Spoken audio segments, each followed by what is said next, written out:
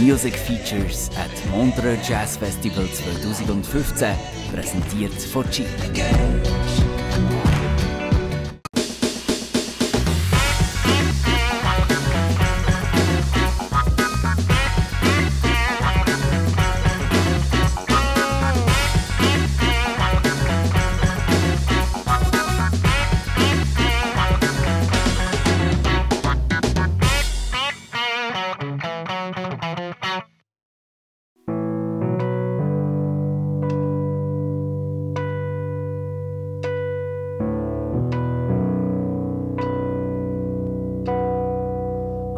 Be better off without you.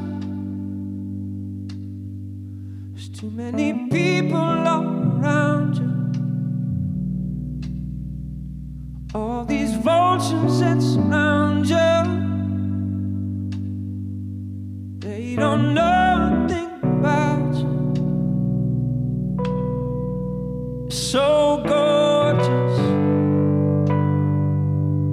'cause you make me feel gorgeous. Ooh, so gorgeous, 'cause you make me feel gorgeous. Nobody understands you. You ain't nothing they can handle. 'Cause every man you put your hands on, make them feel so goddamn handsome. I feel, ooh, so pretty whenever you're around. I feel, ooh, so pretty, feel 10 feet off the ground. So gorgeous, 'cause you make me feel gorgeous. Ooh, so gorgeous, 'cause you make me feel gorgeous. We are young, we are free, like renegades, like James Dean. Beat the drum, sing off key, set me free, set me free. So gorgeous, 'cause you make me feel gorgeous. Ooh, so gorgeous, 'cause you make me feel gorgeous. Oh, so gorgeous, 'cause you make me feel gorgeous. Ooh, so gorgeous, 'cause you make me feel gorgeous. So gorgeous, 'cause you make me feel gorgeous. Ooh, so gorgeous, 'cause you make me feel gorgeous.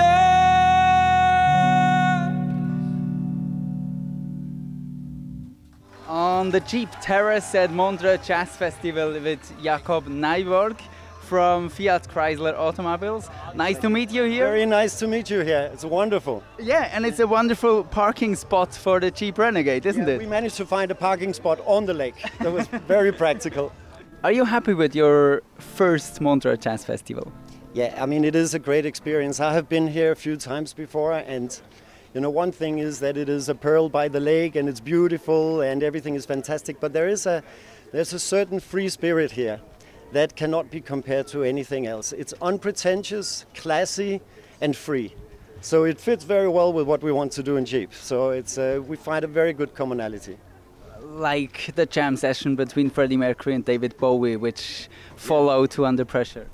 Yeah, and honestly, yesterday, 2 days ago, there was another great one. There was John McLaughlin jamming with Santana.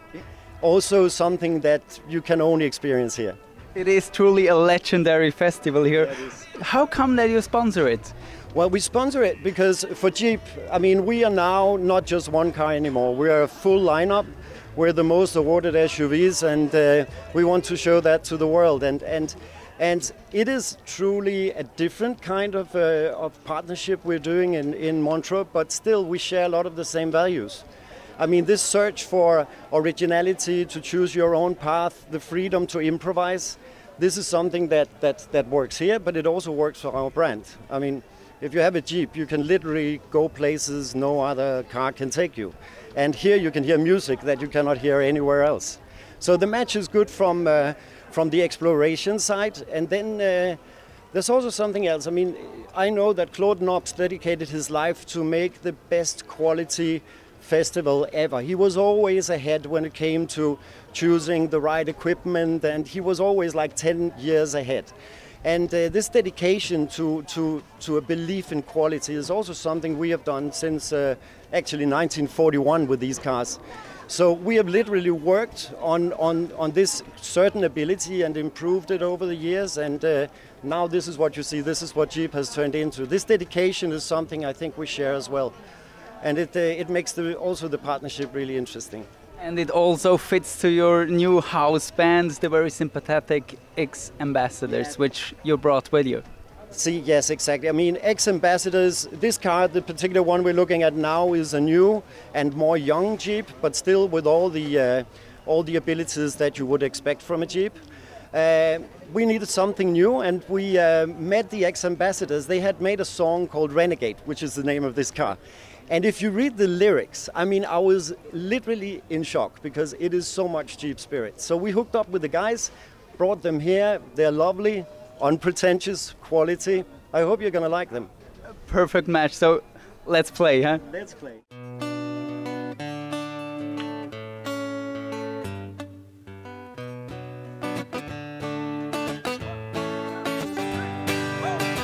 Run away here with me. Lost souls in revelry, running wild and running free. Two kids, you and me. And I say, hey, hey, hey, hey, live it like we're renegades. Hey, hey, hey, hey, hey, hey, live it like we're renegades, renegades.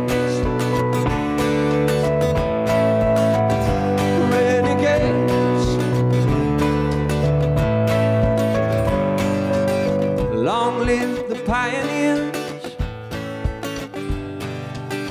rebels and mutineers. Go forth and have no fear. Come close and lend an ear. And I say, hey, hey, hey, hey, live it like we're renegades. Hey, hey, hey, hey, hey, hey, live it like we're renegades, renegades,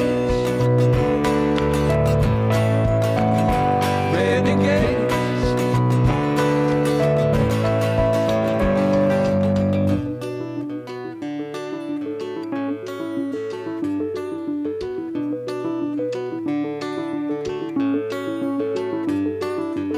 So all hail the underdogs, all hail the new kids, all hail the outlaws, Spielbergs and Kubricks.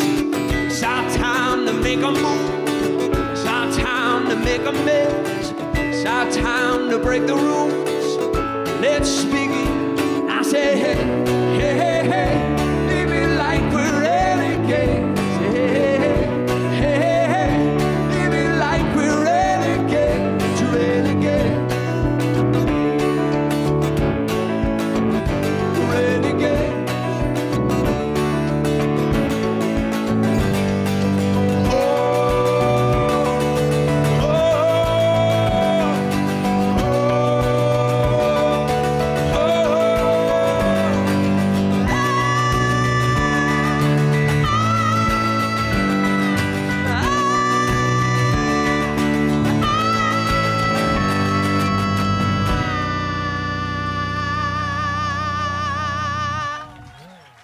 I'm here with Sam, Adam, Casey and Noah from the ex-ambassadors from Ithaca, New York. Yeah. Welcome to Switzerland, to Montreux. Oh, thank you, man. Thank you. Do you like it? Oh my! I was like, as you started talking, I just was like looking out there. It's so gorgeous here. It's incredible. I've seen a picture on Instagram, on your Instagram account. Oh yeah. That was me, like just jaw dropped, you know, staring at the incredible lake here. With the lake and one small boat on it. Yeah. I'm quite a good photographer. I don't know if you know that about It looks me, nice. But, okay, thank you. No filter. No filter there. No Instagram filter. Hashtag no filter. Hashtag no filter. Are you feeling like home, like Ithaca? Well, I mean, actually kind of. We have a lake too, but this is nowhere. I mean, this is incredible. Like, everyone speaks English in Ithaca, yeah, so it's a little different. Yeah, we don't have the French Alps in the background, as Noah said. But you are from small town, I call it small town, maybe it's... Yeah, it is. At least bigger than Montreux. It is, and we were saying earlier that, you know, what's interesting about this festival is that the whole town kind of gravitates, or it just is the festival, you know. It's so small that like everyone who lives here is involved somehow or comes down to it somehow, which is how it was for us growing up with the Ithaca Festival every year, which is our local fest. Not nearly like Prince, you know, Prince or Ray Charles, you know, isn't coming to play. Well, Ray Charles isn't going to play anywhere right now because he's dead. But it's nice too. But you know, it was small. Then everyone went there, you know, and that was like the. You are from the small town Ithaca, and you promised to go big, and now you're here. It's a typical U.S. story. You've made it. Oh, well, you know, don't say that yet, you know, we're knock on wood. We're still, man, we're still just going, you know, like that's always kind of been our ethos, is kind of keep our eyes on the prize and heads down. And. But can I have a short story of the beginning when you played the festival at Ithaca? Well, that was, so we started out, Casey and I are brothers, and we grew up playing music together with our, you know, with each other, and our mom is a singer, so sometimes I'd sing with her, and Casey would sing with her and play a little piano. And I met Noah when I was 5, in kindergarten, first year of school, and we started our first band in 7th grade together, and Casey joined us in high school, and it was the 3 of us and a couple other kids from our hometown. You didn't want him first, huh? Yeah. At first I didn't want Casey in the band because he's my older brother, and I wanted to have my own thing, and I was very independent, and but he's an incredible musician, so yeah. Well, that's the only nice thing you'll hear me say about you all day. And then the 3 of us moved to New York, where we met Adam the first week of college. And then we've just been playing the 4 of us together ever since. And now your songs are on TV shows, in computer games, Need for Speed, and on the Jeep commercial. How come? I mean, that's a very good question.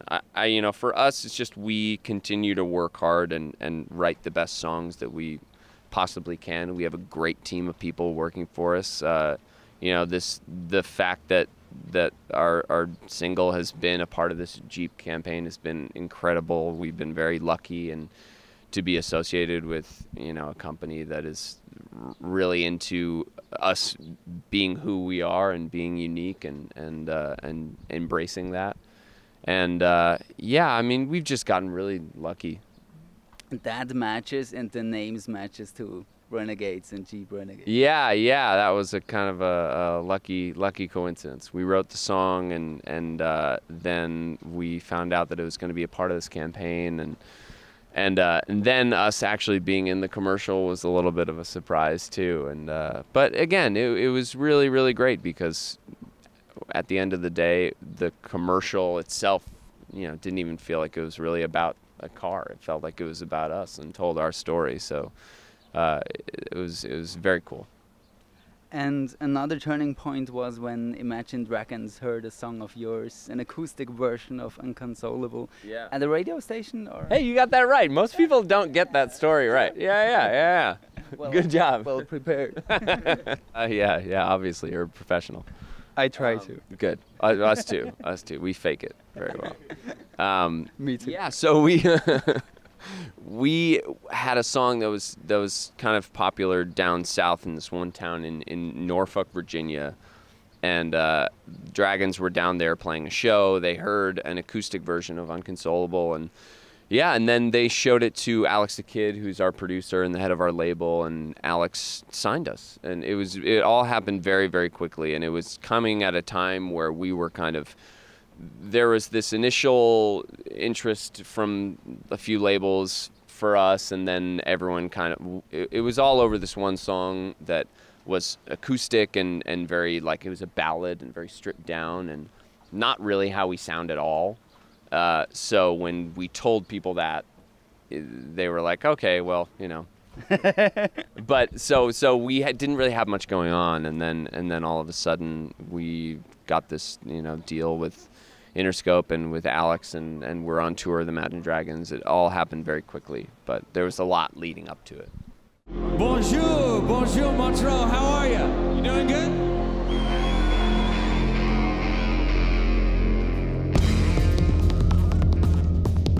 We are ex-ambassadors. Got a great show for you tonight.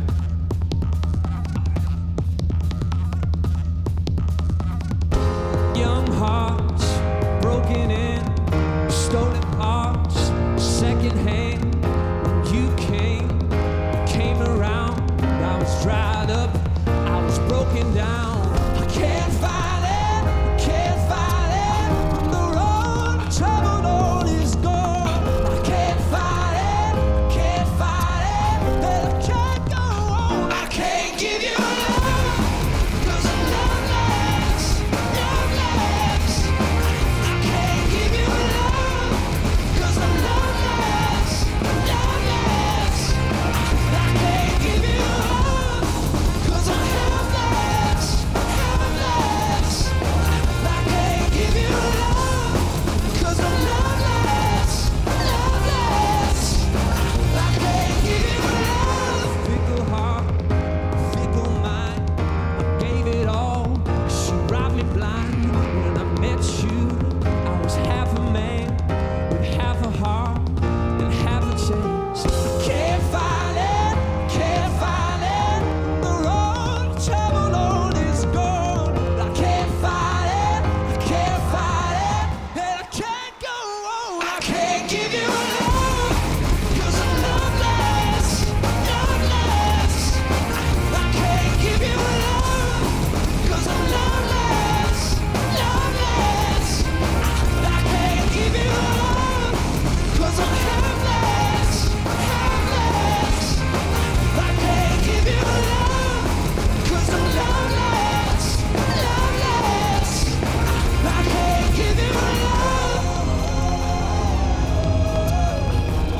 I can't give you my love.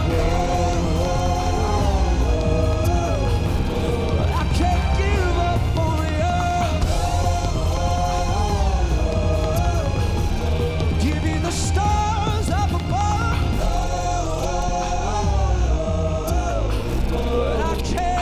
I can't give you love, 'cause I'm loveless, loveless. I can't give you love, 'cause I'm loveless, loveless. I can't give you love, 'cause I'm helpless, helpless. I can't give you love, 'cause I'm loveless, loveless. I can't give you love. I can't give you love. No, no, no. I can't give you love.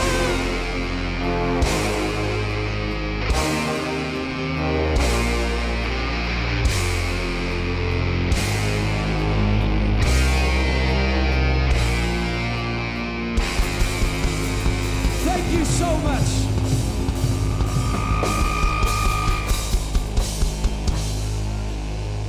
May I can put a question on Casey? All You don't want to talk to me. all those places and venues. You're blind. What are your impressions of all those places you have been to? Oh, they're all the same to me. I mean, it's, there's a stage, there's a keyboard there. That's pretty much. No, I mean, it's especially in places like this, it's you don't have to be able to see to be able to feel the atmosphere around. Like it's right now I've got the lake sloshing in the background. There's little boat horns going on. The breeze is flowing in. It's pretty glorious, especially coming to a place like this, it's usually we're in either hotel rooms or, venues which generally smell like stale beer. And so, it's nice to, or urine, yeah, exactly. So it makes a nice change to be able to come to a beautiful festival like this, and it's, you definitely don't have to be able to see in order to enjoy it. Do you have some other stories of different venues, maybe back in the States? Or? Oh man, I mean, most of them are probably not for for polite company. We've played some interesting places. I would say. I don't want to say too much more. Man of mystery. Yeah, exactly. But you have never driven the car so far, right? Well, I can't talk about that. I can't. I shall remain. I'll have to go no comment on that. Yeah. Let's go back to Adam. How do you react or interact with those small town guys? You're from big LA. I know. LA is such a big place that it's kind of a lot of smaller. Like I lived in the suburbs outside of LA, so it actually had a lot of similarities to Ithaca. And I grew up playing in bands in high school and kind of doing exactly the same thing that these guys were doing. So when we met in college, we were all sort of on the same path and on the same page as what we wanted to do. I had been in a band that was very active in Los Angeles, and they had been very active in Ithaca, and it just kind of was perfect. We were all kind of at the same level and kind of had the same, we all knew what we wanted to do and wanted to do it together, so it was awesome.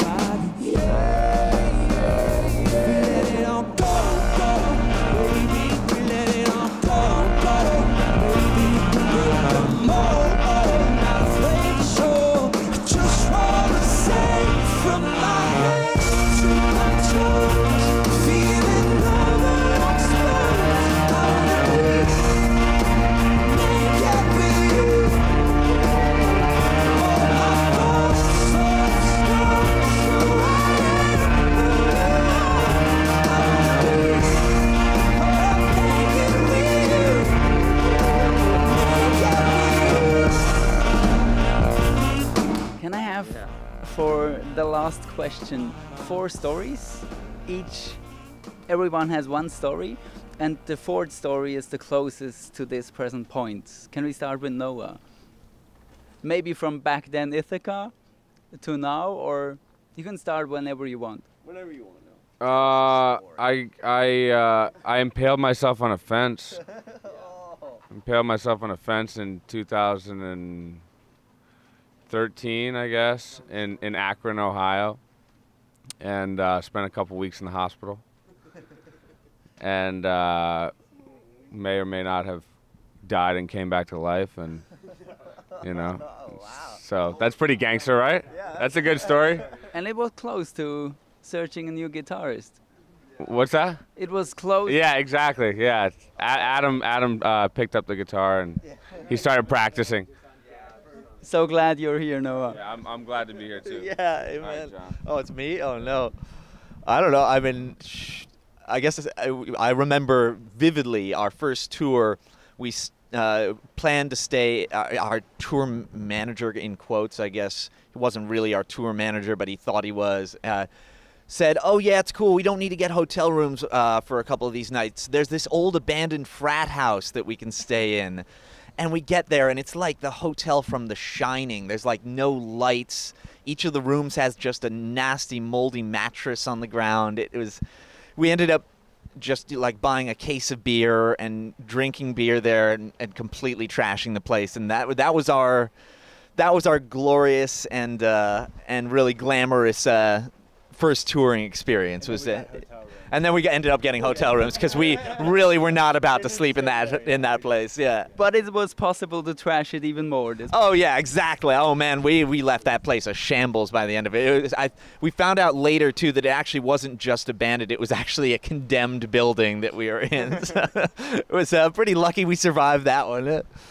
But I guess that's my story. Yeah.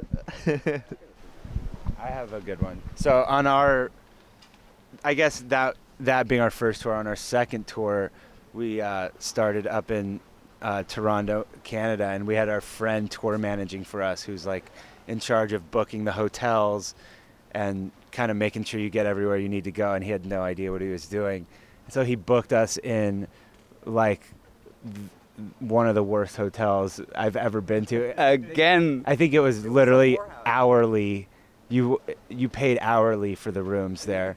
And he, we were all upset about it, but he ended up getting the worst of it because he got bed bugs from the hotel on the first day of tour, and had, like hundreds of bites all over his body, and had to throw away all his clothes. And so for the rest of the tour, he just had to like kind of buy clothes as he went. So that's the darkest side of touring that we've seen, besides the Noah. And he didn't took the bed bugs throughout the tour. He only made it through one other tour. Now he has a real job. So bugs are very attracted to him. That's not the only bug story either.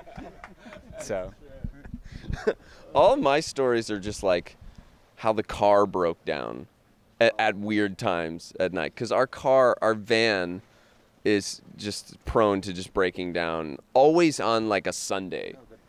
When we can't. Oh my God, yeah, the best one. Okay, so I was driving the van home for the holidays. Actually, this is really band related, but I was driving on Route 17 or 81 in New York State. It's like a very remote kind of country road, and I'm by myself. I'm going home for the holidays. Just got off tour. I'm like stoked, and it's late at night, or I'm coming back down to New York from the holidays, I think, and out of nowhere, I'm going like 70 miles per hour. I don't know how many kilometers per hour. I'm going fast, and thank you. Yeah, 100 kilometers an hour. And out of nowhere, this like shape, just this black shape just jumps out in front of the car, and I hit it.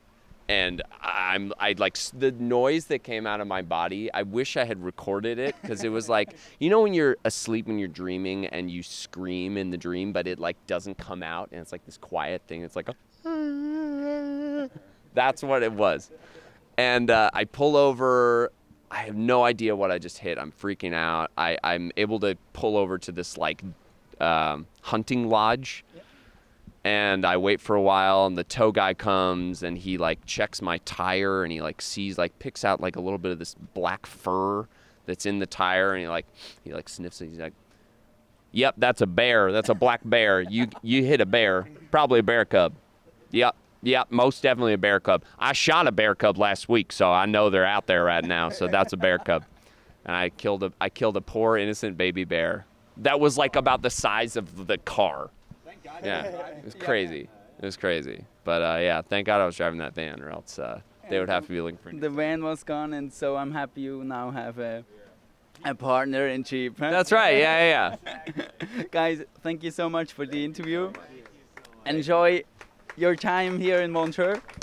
Oh, thank you. We never get applause after interviews. Great. Thank you very much, Casey.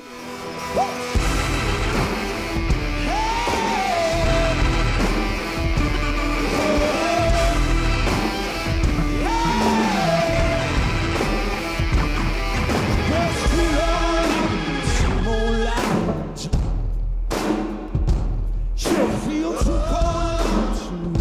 down.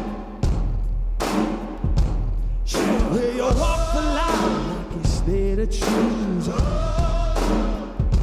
Just forget the rest, just the past changes. Say, oh, won't you follow me into the jungle? Ain't no God on my streets, in the heart of the jungle. Won't you follow me into the jungle? Ain't no God on these streets, in the heart of the jungle. Won't you follow me into the jungle? Lost my mind in the city of lights. In the backstreet boys and neon lights. Oh, the thunder, I can feel the rain.